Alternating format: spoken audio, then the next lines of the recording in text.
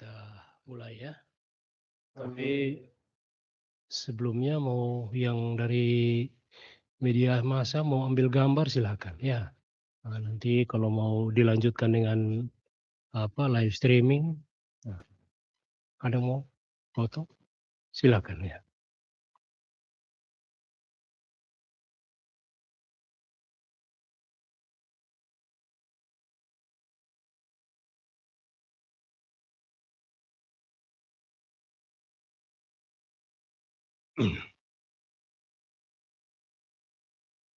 Baik, kita mulai. Sidang perkara pidana nomor 15 garing P.Sus/2026 garing PNSOE atas nama terdakwa, nama lengkap Yafet Yusuf Nokas dibuka dan dinyatakan terbuka untuk umum.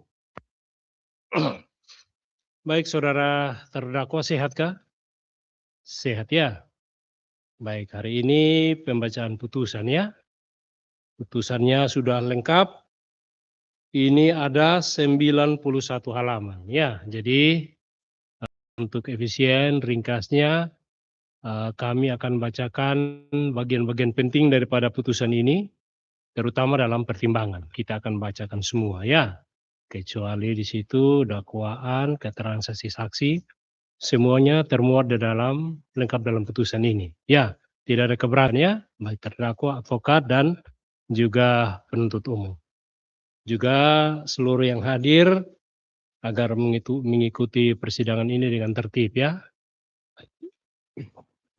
Kami bacakan dan juga nanti sebentar dalam pembacaan kita bergantian dengan hakim anggota.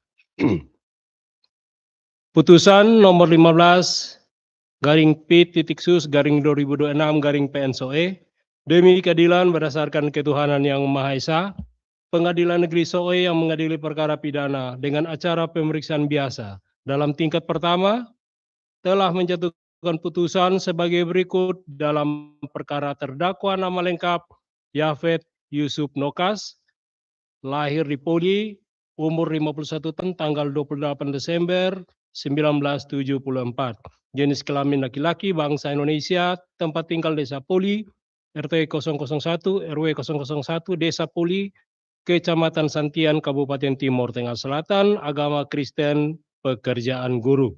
Terdakwa ditangkap tanggal 9 Oktober 2025.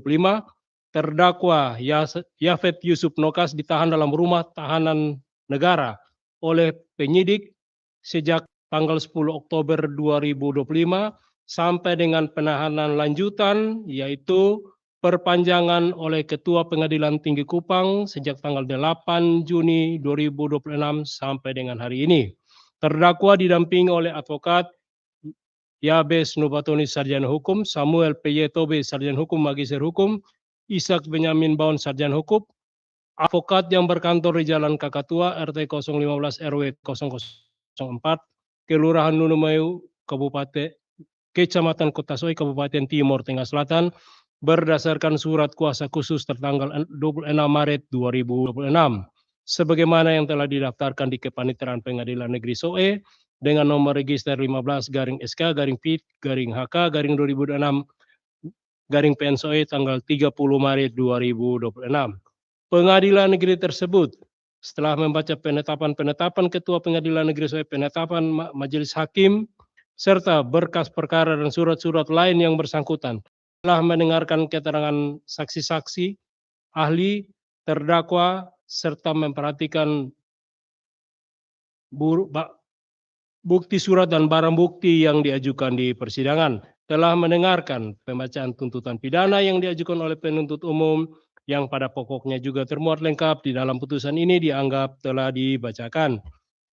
Setelah mendengarkan pembelaan tertulis dari terdakwa yang pada pokoknya terdakwa mengakui serta telah melakukan penganiayaan terhadap anak korban dengan menggunakan batu kecil, terdakwa menyesali perbuatannya, terdakwa melakukan pemukulan bertujuan untuk membina dan mendidik murid-murid saja, telah mendengar tanggapan penuntut umum terhadap pembelaan dan juga pembelaan terdakwa dan juga advokat terdakwa yang secara tertulis tertanggal 15 Juni 2026 yang pada pokoknya juga tetap pada tuntutannya. Telah mendengarkan tanggapan advokat terdakwa terhadap tanggapan penuntut umum secara lisan tertanggal 15 Juni 2006 yang pada pokoknya tetap pada pembelaannya. Menimbang bahwa terdakwa diajukan di persidangan oleh penuntut umum didakwa berdasarkan surat dakwaan sebagai berikut. Dakwaan primer, uraian isi dakwaan telah termuat lengkap di dalam putusan ini dianggap telah dibacakan.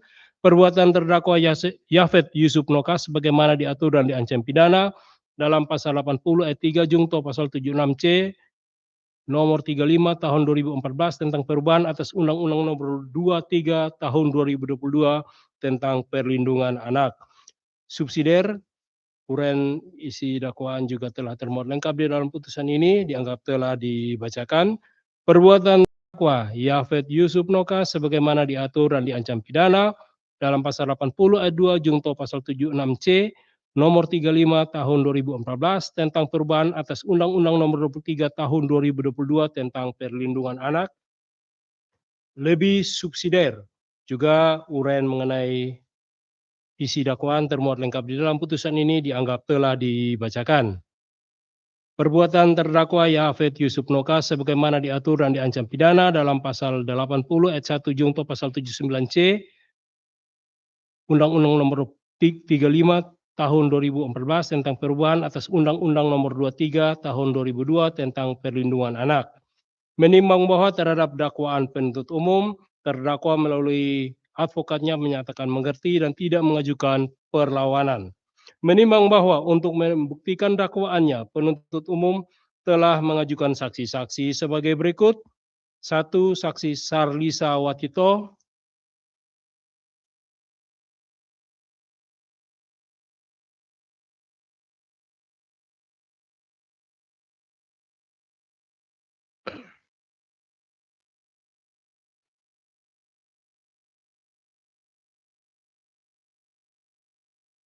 2. Saksi Margarita Tanaem. 3. Saksi Rivaldo Sele. 4. Saksi Yetito. 5. Saksi Mateus Lakapu. 6. Anak saksi Fatma Tamonop. 7. Anak saksi Vitalia Sele. 8. Anak saksi Santito. 9. Anak saksi Erminokas. 10. Saksi Marcelina Selan. 11. Saksi Agustinus To. 12. Samuel PJ Nenovais. 13. Anak saksi Farel Baunsele.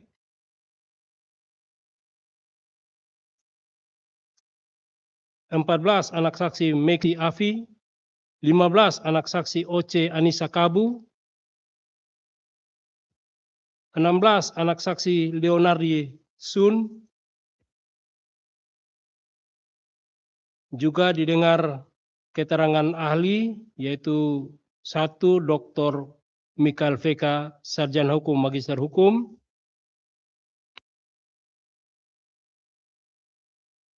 Dan juga nomor 2, ahli atas nama Dr.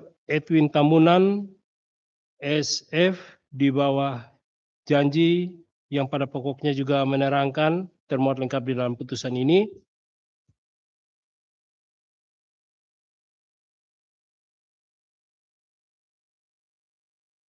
Juga di persidangan terdakwa telah memberikan keterangan yang juga pada pokoknya termuat lengkap di dalam putusan ini. Menimbang bahwa di persidangan terdakwa tidak mengajukan saksi yang menguntungkan atau saksi adecart, meskipun telah dijelaskan akan hak-haknya. Menimbang bahwa penuntut umum telah mengajukan barang bukti sebagai berikut, yaitu 1 buah batu warna putih dengan bentuk tidak beraturan, 1 buah baju seragam sekolah dasar dengan lengan pendek warna putih dengan lambang bendera merah putih di saku sebelah kiri baju, dan lambang sekolah dasar di sebelah kiri baju, 1 buah seragam pendek sekolah dasar warna merah, warna putih sebesar jempol orang dewasa. Menimbang bahwa berdasarkan alat bukti dan barang bukti yang diajukan diperoleh fakta-fakta hukum sebagai berikut. Mengenai fakta-fakta hukum ini akan dijadikan dasar dalam pertimbangan pembuktian unsur ini. Oleh karena itu, uraian lengkap mengenai fakta hukum tidak dibacakan. Menimbang bahwa segala sesuatu yang terjadi di persidangan dan tercatat dalam berita acara merupakan bagian yang tidak terpisahkan dari putusan ini dan turut pula dipertimbangkan dalam putusan ini. Menimbang bahwa majelis hakim akan mempertimbangkan apakah berdasarkan fakta-fakta hukum tersebut di atas, terdakwa dinyatakan telah melakukan tindak pidana yang didakwakan kepadanya. Pembacaan akan dilanjutkan oleh hakim anggota.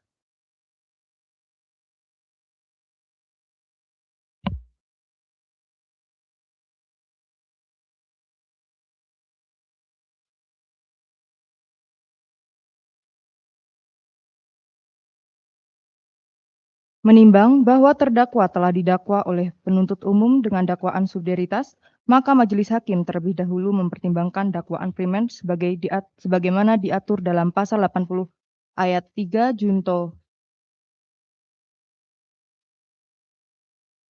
76C Undang-Undang Nomor 35 Tahun 2014 tentang perubahan atas Undang-Undang Nomor 23 Tahun 2002 tentang perlindungan anak yang unsur-unsurnya adalah sebagai berikut. 1.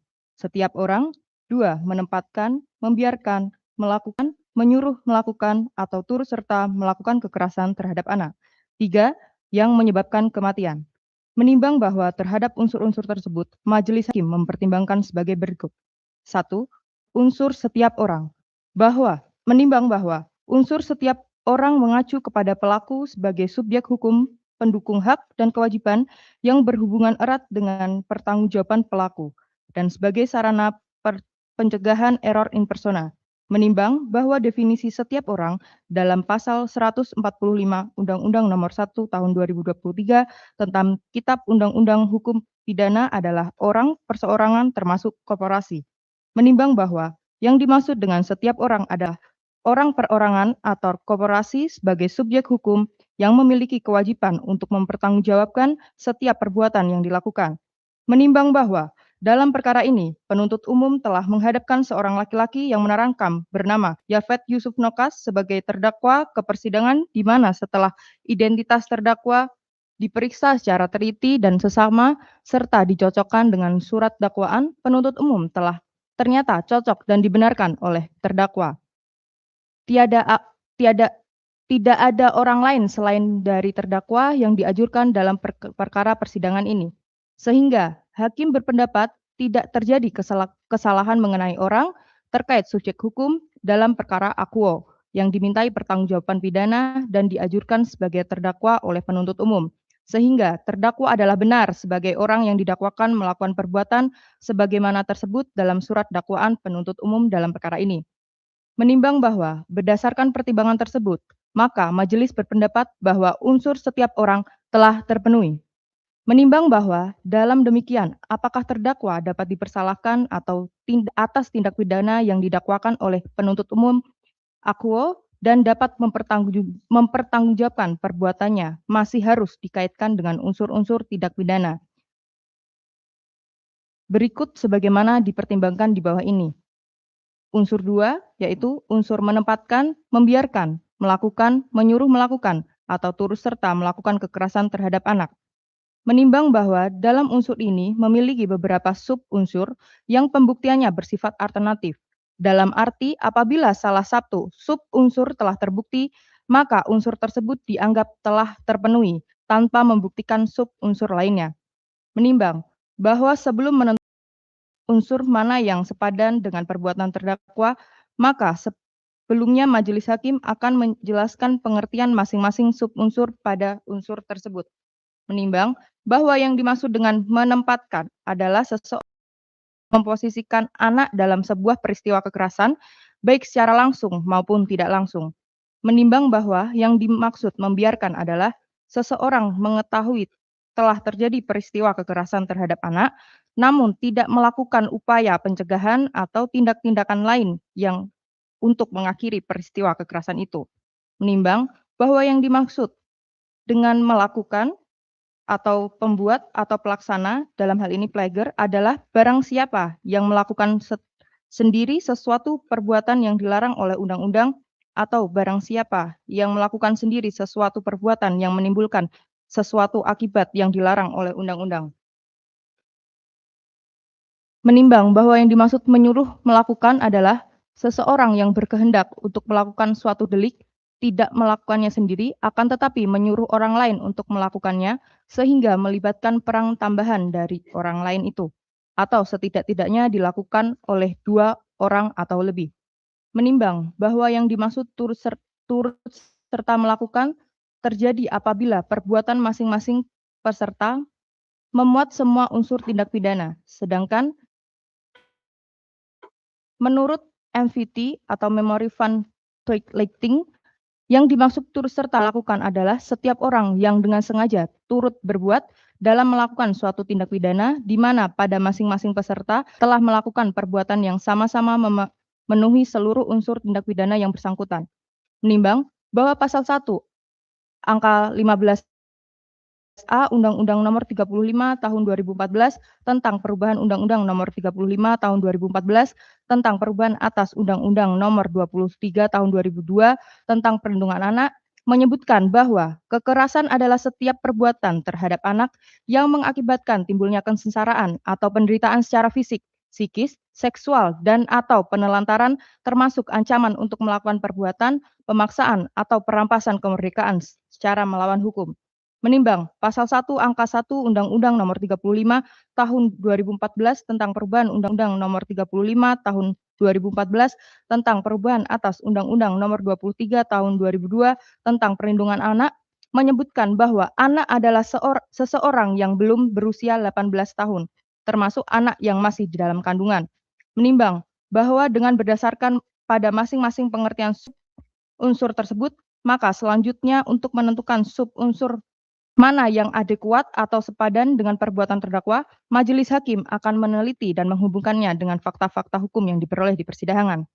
Menimbang bahwa berdasarkan fakta hukum yang diperoleh di persidangan pada hari Jumat tanggal 26 September 2025 sekitar pukul 12 WITA waktu siang hari setelah jam pelajaran usai dan bel pulang sekolah berbunyi di mana bertempat di halaman sekolah SD Impres 1 Desa Poli, Kecamatan Santian, Kabupaten Timur Tengah Selatan, terdakwa mengumpulkan para murid dan menyuruh mereka untuk berbaris memanjang di halaman sekolah. Setelah para murid berada dalam barisan, terdakwa menanyakan kepada para murid untuk tidak mengikuti latihan upacara dan sekolah minggu pada tanggal 20 September 2025 untuk mengangkat tangan dan melangkah maju ke depan barisan. Menimbang bahwa ketika terdakwa bertanya kepada para murid termasuk anak korban mengenai apa alasan mereka tidak mengikuti latihan upacara dan sekolah minggu tersebut, maka para murid tidak menjawab dan karena para murid tidak menjawab, terdakwa mengambil sebuah batu di halaman sekolah yang ukurannya sebesar jempol orang dewasa. Menimbang bahwa setelah memegang batu tersebut, terdakwa mulai memukul para korban secara bergilir dari ujung ke ujung barisan dan setelah itu terdakwa menyuruh para murid kembali ke barisan, memimpin doa dan menyuruh mereka pulang ke rumah masing-masing. Menimbang bahwa terdakwa memukul anak korban dan para murid lainnya pada bagian ubun-ubun kepala secara berkali-kali. Menimbang bahwa para murid yang dipukul oleh terdakwa berjumlah 14 orang, yaitu anak saksi Farel Baunsela, anak saksi Messi Afi, anak Jimrito, anak Erwin Baun, anak Frigo Tanem, anak korban Rafito, anak saksi Vitalia Sele, anak saksi Leonard, anak saksi Oce Anissa Kabu, anak saksi Yudito, anak saksi Fatma Tamonop, anak Soldito, anak Atika Elsina Sabu, dan anak saksi Sabito. Menimbang bahwa anak korban pulang ke rumah dengan berjalan kaki yang jarak dari SD Impres 1 ke rumah anak korban di Wan Desa Poli adalah sekitar 1 kilometer. Menimbang bahwa anak korban di rumah anak korban langsung masuk ke kamar dan tidur tanpa makan siang terlebih dahulu. Kemudian anak korban terbangun sekitar pukul 16 WITA bermain dengan sepupunya yang berusia 1 tahun. Setelah itu anak korban mengeluh kepalanya sakit. Menimbang bahwa pada malam hari anak korban mulai mengalami gejala demam tinggi sampai dengan hari Minggu tanggal 28 September 2025. Menimbang bahwa pada hari Senin tanggal 29 September 2025 setelah saksi Sartiwatito pulang dari mengajar, saksi Salisawatito melihat kondisi demam anak korban semakin tinggi dan anak korban meminta saksi Salisawatito untuk memijat kepalanya. Namun ketika saksi Sarlisawatito memijat kepala anak korban langsung mengeluh kesakitan. Sehingga saksi Salisawatito menanyakan penyebab rasa sakit di kepalanya tersebut. Dan anak korban menerangkan bahwa dirinya telah dipukul oleh guru yang bernama Yafet Yusuf Nokas dengan menggunakan batu di sekolah. Menimbang bahwa pada hari Rabu tanggal 1 Oktober 2025 sekitar pukul 8 WITA, saksi Sarisawatito memutuskan untuk membawa anak korban ke puskesmas dengan menumpang ojek milik saksi Rivaldo Sele, di mana jarak dari rumah menuju puskesmas tersebut kurang lebih sejauh 7 km dengan menggunakan sepeda motor jenis Honda Vario. Dengan posisi duduk, anak korban berada di tengah, saksi Salisawatito duduk di belakang memeluk anak korban dari belakang, dan saksi sebagai pengendara di depan. Menimbang bahwa dalam perjalanan anak korban terjatuh dari atas sepeda motor di dekat deker atau jembatan kecil Desa Satian, di mana kejadian tersebut dilihat secara jelas oleh saksi Mateo Lakapu dan saksi Ermi Nokas. Menimbang bahwa setelah anak korban terjatuh, anak korban menolak untuk melanjutkan perjalanan ke puskesmas, sehingga anak korban dan saksi Salisawatito berjalan kaki menuju rumah bernama Iman Nokas untuk beristirahat. Sesampainya di rumah Iman Nokas, saksi Salisawatito sempat menelepon pihak puskesmas untuk meminta mobil ambulan menjemput mereka, tetapi pihak puskesmas mengatakan sedang ada kegiatan sehingga tidak bisa menjemput dan menyuruh keluarga untuk mencari mobil lain. Kemudian saksi Salisawatito juga menelepon kepala desa untuk mencari bantuan kendaraan pun tidak membuahkan hasil. Menimbang bahwa pukul 17 WITA saksi Yetito datang menjemput saksi Salisawatito dan anak korban untuk dipindahkan ke rumahnya di Naifatu, di mana kondisi anak korban saat itu sudah sangat mengkhawatirkan, tampak sangat gelisah, tidak bisa tenang, dan perilakunya hanya keluar masuk rumah tanpa arah. Menimbang bahwa selanjutnya pada hari Kamis tanggal 2 Oktober 2025, anak korban dibawa pulang kembali ke rumahnya dengan berjalan kaki. Dan sesampainya di rumah pada sekitar pukul 9 WITA, di mana anak korban sudah tidak mengenali anggota keluarga lainnya, berbicara tidak wajar atau merancau dan terus meronta gelisah. Pada saat itu saksi Margarita Tanep ikut serta menjaga anak korban di rumahnya bersama dengan saksi Salisawatito, kakek dan nenek anak korban, serta beberapa tetangga lainnya di mana anak korban duduk di pangkuan saksi Margarita Tanep.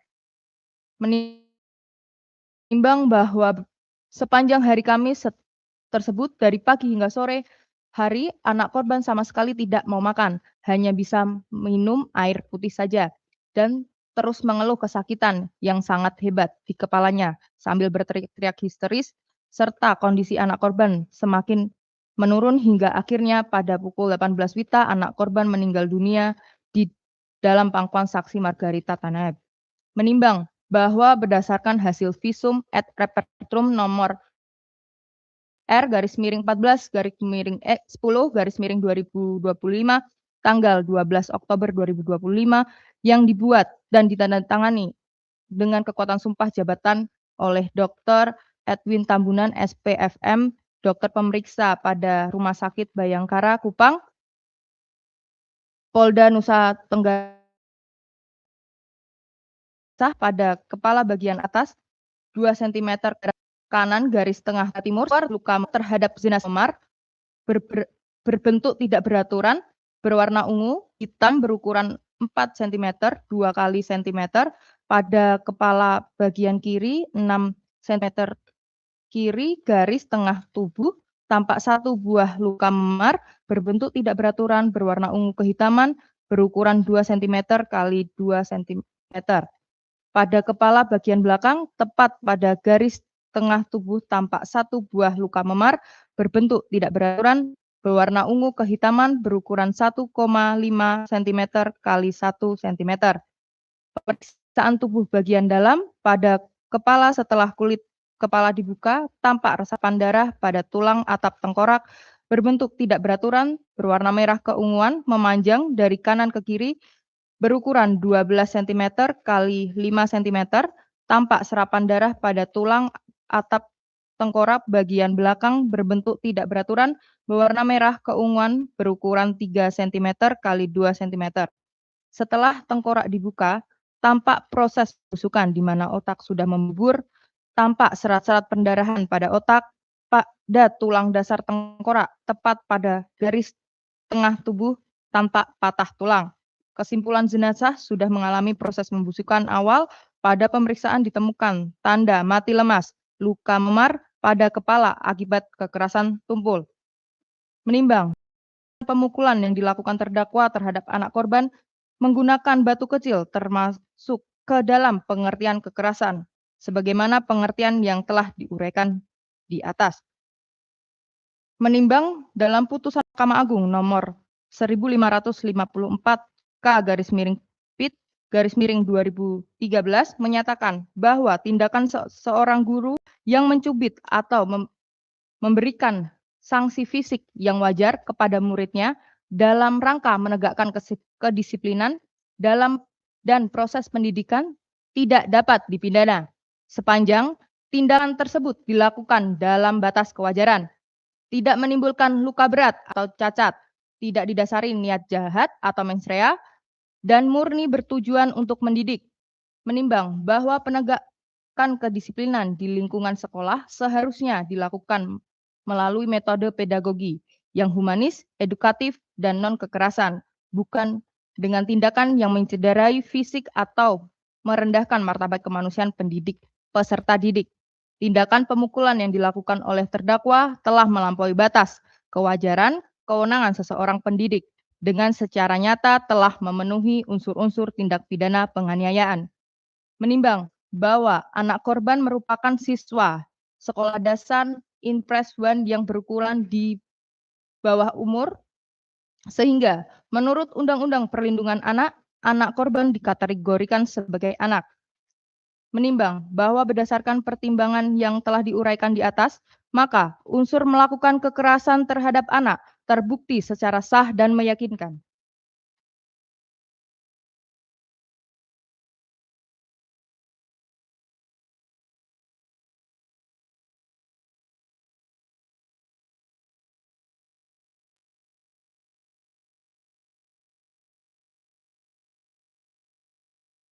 Ayat 3, unsur yang menyebabkan kematian.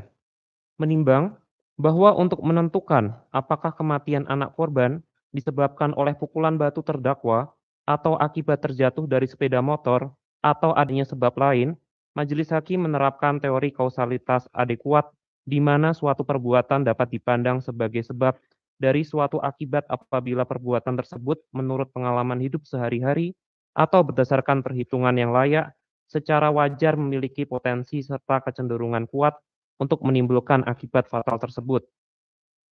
Menimbang bahwa apabila dihubungkan dengan fakta-fakta yang terungkap di persidangan, terdakwa telah memukul bagian ubun-ubun kepala anak korban beberapa kali menggunakan batu yang diambil terdakwa di halaman sekolah pada tanggal 26 September 2025. Setelah pemukulan tersebut, anak korban langsung mengalami sakit kepala, demam tinggi yang berlangsung berhari-hari, dan terdapat pembengkakan pada bagian ubun-ubun kepala anak korban. Hingga kondisi anak korban mengalami penurunan yang pada akhirnya anak korban meninggal dunia pada tanggal 2 Oktober 2025. Menimbang bahwa berdasarkan hasil visum et repertum nomor R-X/X/2025 tanggal 12 Oktober 2025 yang dibuat dan ditandatangani oleh Dr. Edwin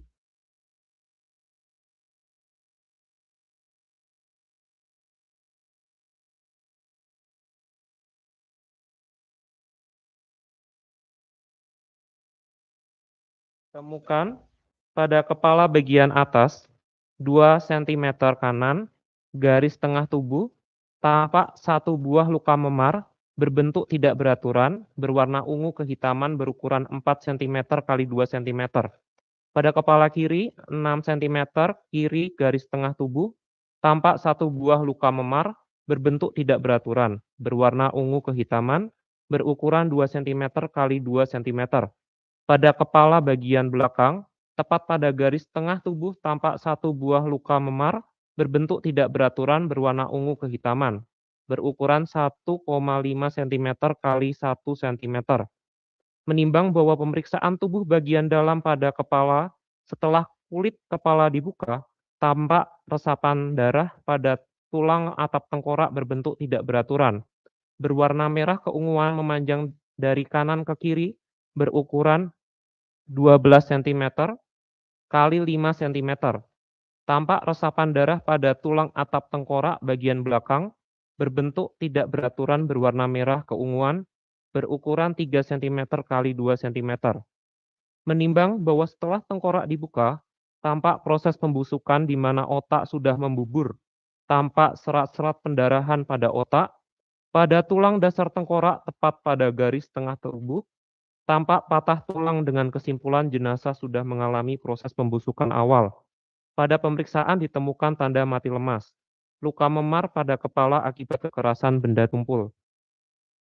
Menimbang bahwa tindakan pemukulan terdakwa terhadap anak korban dengan menggunakan batu secara berulang kali pada bagian ubun-ubun kepala anak korban merupakan perbuatan awal yang memicu penyebab timbulnya patah tulang dasar tengkorak.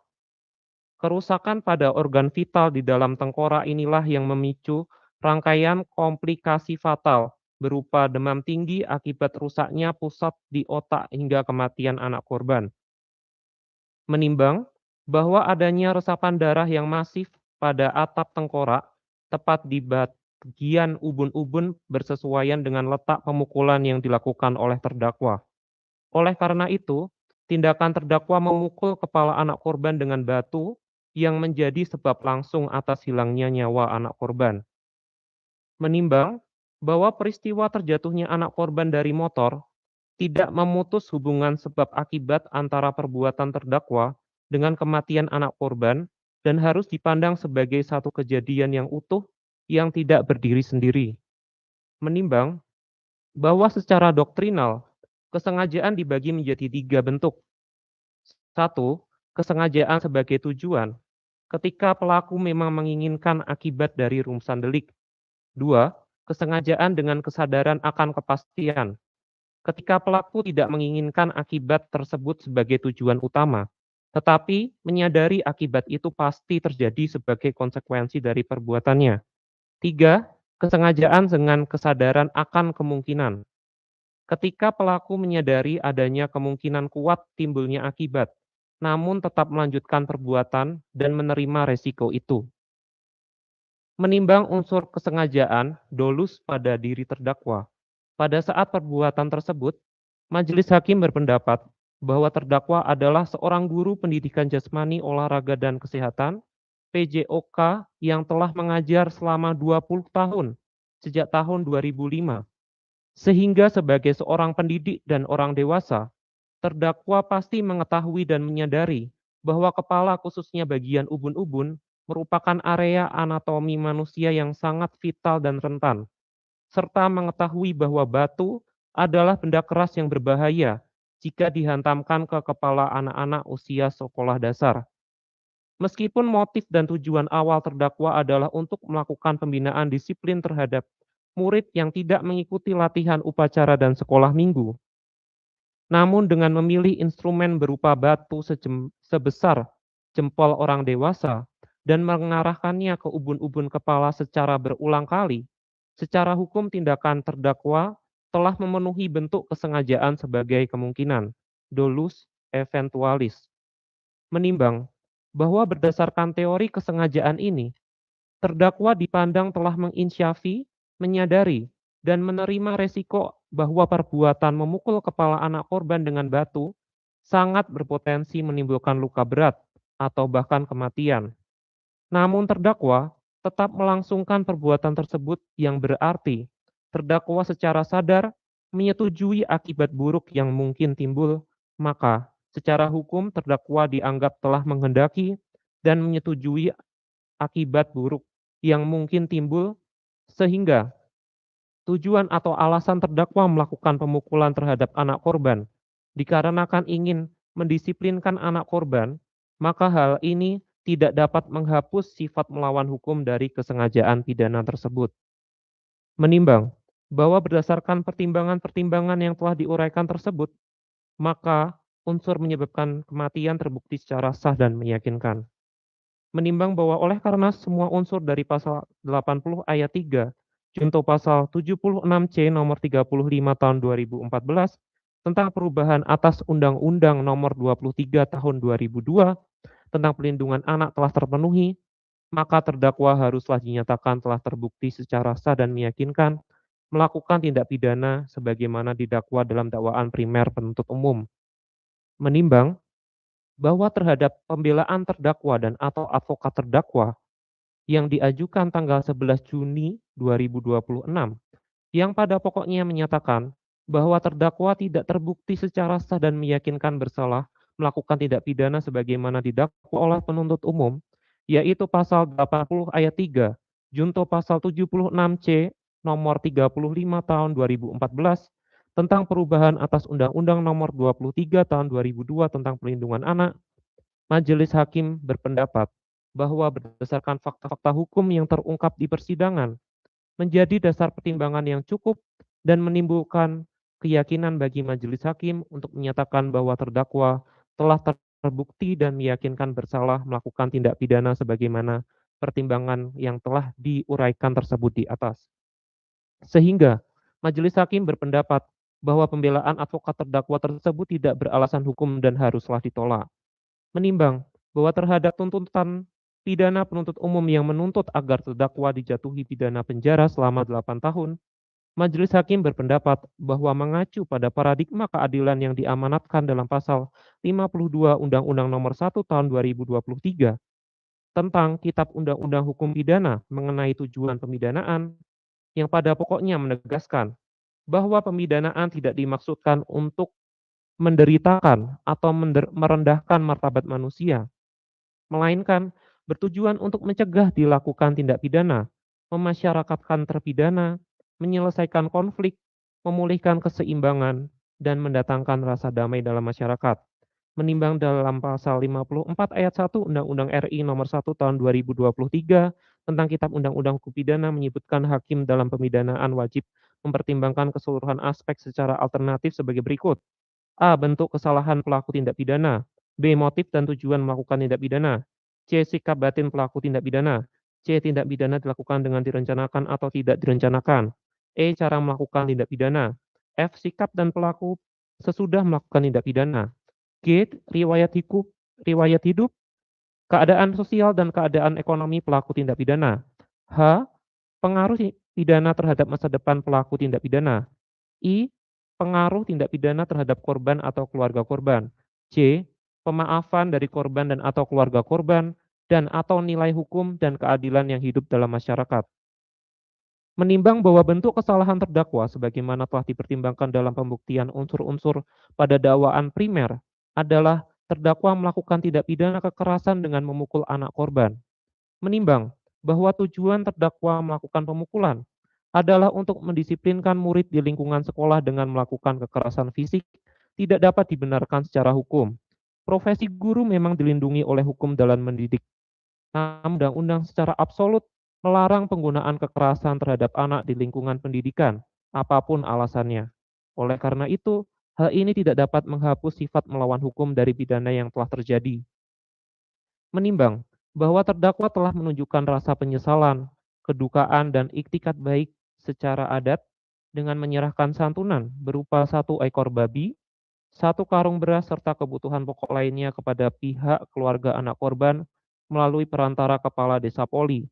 Hal tersebut mencerminkan adanya tanggung jawab moral dan upaya berdamai dari diri terdakwa.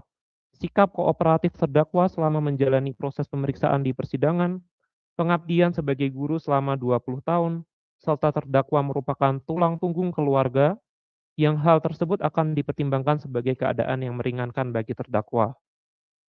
Menimbang bahwa tujuan utama suatu pemidanaan bukanlah semata-mata bersifat balas dendam, akan tetapi pemidanaan haruslah memberikan pembelajaran dan pemulihan bagi terdakwa agar tidak melakukan perbuatan pidana lain di kemudian hari. Sehingga dengan dijatuhkan pidana kepada terdakwa, benar-benar memberikan efek pembelajaran atau pemulihan bagi terdakwa. Sehingga oleh karenanya, berdasarkan pertimbangan-pertimbangan sebagaimana diuraikan oleh majelis hakim, akan mempertimbangkan penjatuhan pidana yang seadil-adilnya bagi terdakwa yang menurut majelis hakim akan memenuhi rasa keadilan dan tujuan pemidanaan yang harus bersifat pemulihan dari kerusakan yang ditimbulkan sebagaimana akan diputuskan dalam amar putusan. Menimbang bahwa pasal 80 ayat 1 junto pasal 76C Undang-Undang Nomor 35 Tahun 2014 tentang perubahan atas Undang-Undang Nomor 23 Tahun 2002 tentang Pelindungan Anak menentukan ancaman pidana, penjara, dan atau denda secara kumulatif alternatif. Dengan memperhatikan pedoman pemidanaan yang telah dipertimbangkan, serta menilai kemampuan ekonomi dan kondisi sosial terdakwa, majelis hakim berkeyakinan bahwa penjatuhan pidana penjara tanpa pidana denda sudah cukup untuk mencapai tujuan pemidanaan yang lama pidana penjara akan ditentukan dalam amar putusan di bawah. Menimbang bahwa dalam persidangan majelis hakim tidak menemukan adanya alasan pembenar yang menghapuskan sifat melawan hukum perbuatan yang dilakukan oleh terdakwa, ataupun alasan pemaaf yang menghapuskan kesalahan terdakwa sebagaimana dimaksud oleh ketentuan Undang-Undang Nomor 1 Tahun 2023. Maka terhadap terdakwa harus dinyatakan bersalah dan dijatuhi pidana. Menimbang bahwa dalam perkara ini terhadap terdakwa telah dikenakan penangkapan dan penahanan yang sah, maka masa penangkapan dan penahanan tersebut harus dikurangkan seluruhnya dari pidana yang dijatuhkan. Menimbang bahwa oleh karena terdakwa ditahan dan penahanan terhadap terdakwa dilandasi alasan yang cukup, maka perlu ditetapkan agar terdakwa tetap berada dalam tahanan. Menimbang bahwa terhadap barang bukti yang diajukan di persidangan untuk selanjutnya dipertimbangkan sebagai berikut. Menimbang bahwa barang bukti berupa 1 buah batu berwarna putih dengan bentuk tidak beraturan, 1 buah seragam sekolah dasar lengan pendek berwarna putih dengan lambang bendera merah putih di atas saku sebelah kiri baju dan lambang sekolah kiri di saku kiri baju, 1 celana pendek sekolah dasar berwarna merah, 1 buah batu berwarna putih sebesar jempol orang dewasa. Terhadap barang-barang bukti tersebut di atas, oleh karena merupakan barang yang tidak memiliki nilai ekonomis dan sudah tidak diperlukan lagi, serta khusus untuk barang bukti berupa batu kecil merupakan alat yang digunakan oleh terdakwa untuk melakukan tindak pidana, maka terhadap seluruh barang tersebut menetapkan agar dirampas untuk dimusnahkan. Menimbang bahwa untuk menjatuhkan pidana terhadap terdakwa maka perlu dipertimbangkan terlebih dahulu keadaan yang memberatkan dan meringankan terdakwa. Keadaan yang memberatkan. Perbuatan terdakwa tidak mencerminkan sebagai seorang guru yang mendidik. Perbuatan terdakwa mengakibatkan anak korban meninggal dunia. Perbuatan terdakwa meresahkan masyarakat. Keadaan yang meringankan. Terdakwa belum pernah dihukum. Terdakwa mengakui dan berjanji tidak akan mengulangi lagi. Terdakwa merupakan tulang punggung keluarga. Menimbang bahwa oleh karena terdakwa dijatuhi pidana, maka haruslah dibebani pula untuk membayar biaya perkara.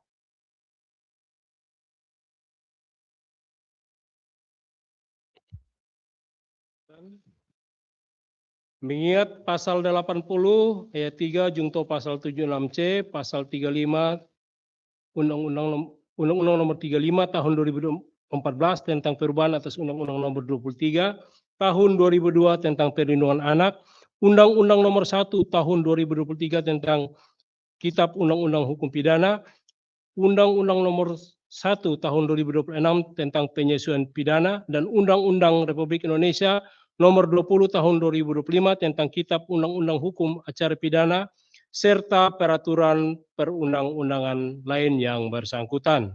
Mengadili, silakan berdiri. 1. Menyatakan terdakwa Yafet Yusuf Nokas telah terbukti secara sah dan meyakinkan bersalah melakukan tindak pidana, melakukan kekerasan terhadap anak yang mengakibatkan kematian, sebagaimana disebut dalam dakwaan primer penuntut umum. 2. Menjatuhkan pidana kepada terdakwa oleh karena itu dengan pidana penjara selama 4 tahun. 3. Menetapkan masa penangkapan dan penahanan yang telah dijalani terdakwa dikurangkan seluruhnya dari pidana yang dijatuhkan. 4. Menetapkan terdakwa tetap ditahan. 5. Menetapkan barang bukti berupa 1 buah batu warna putih dengan bentuk tidak beraturan sampai dengan 1 buah batu warna putih sebesar jempol orang dewasa dirampas untuk dimusnahkan. 6. Membebankan biaya perkara kepada terdakwa sebesar Rp2.000. Demikian diputuskan dalam rapat musyawarah Majelis Hakim Pengadilan Negeri SOE pada hari Senin 22 Juni 2026 oleh Gustavus Kupa Sarjana Hukum sebagai Ketua, Veronica Yuel Sarjana Hukum, Dewangga Sarjana Hukum masing-masing sebagai Hakim Anggota.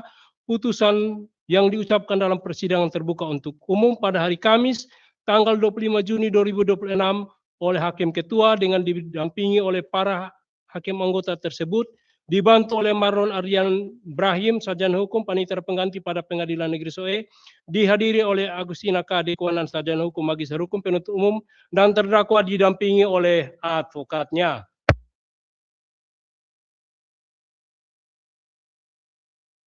Jadi itu pertimbangan daripada Majelis Hakim yang secara jelas dibacakan secara lengkap.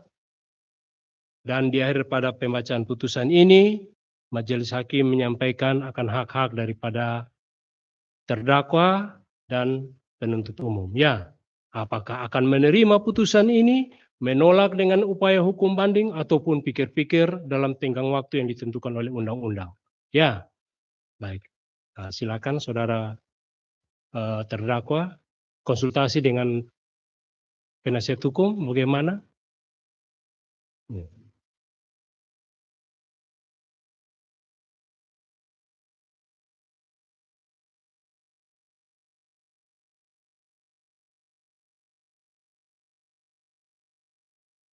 Baik, apakah akan dijawab oleh advokat atau langsung terdakwa? Ya, bagaimana?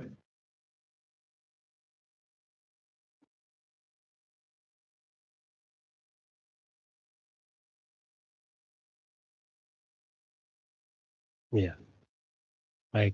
Terdakwa pikir-pikir ya, itu ada hak dari terdakwa. Sedangkan penuntut umum, baik, oleh karena baik terdakwa maupun penuntut umum masih berpikir-pikir, putusan ini belum mempunyai kekuatan hukum yang tetap ya. Baik, dengan demikian selesailah tugas kami memeriksa, mengadili serta memutus perkara ini. Sidang ditutup. Terima kasih semua. Ya.